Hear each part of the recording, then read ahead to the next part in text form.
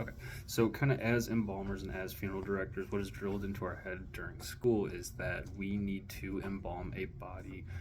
as soon after death as possible in order to prevent the buildup of coagula and kind of ease drainage.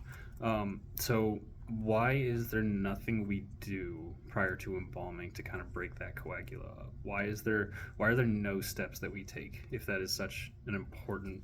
part of embalming is breaking this coagula up? Um, what I am proposing today is a device that would be used either in the prep room in the funeral home or in a removal vehicle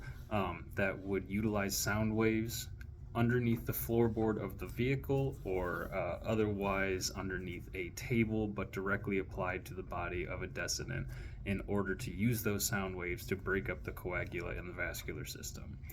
When I was working in the hospital, I was introduced to the concept of percussion therapy, and percussion therapy is a relatively new and relatively under-researched part of respiratory medicine. However, it is effective enough that it is being used in hospitals as there's research being done into its effectiveness. So essentially, the concept is that your lungs,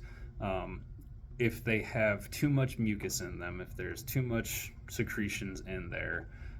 it will clog the alveoli and stop oxygen transfer, and that's kind of why you have some respiratory issues when you have pneumonia or another similar infection in your lungs. So something you can do to combat that, we always have our patients coughing in order to kind of get that out, and we want to spit it out. But what we'll do sometimes if they have thick enough secretions is to pretty much sit them on the side of the bed and cup your hand and just kind of beat the hell out of their back in order to kind of get those sound waves to break up that mucus in there so that they can more easily spit it out. I want to apply that same concept to the entire vascular system of a dead human body in order to break up that coagulum more easily.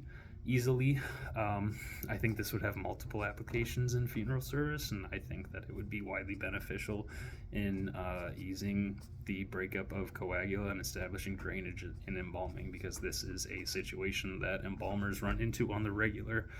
I am certain even students in our class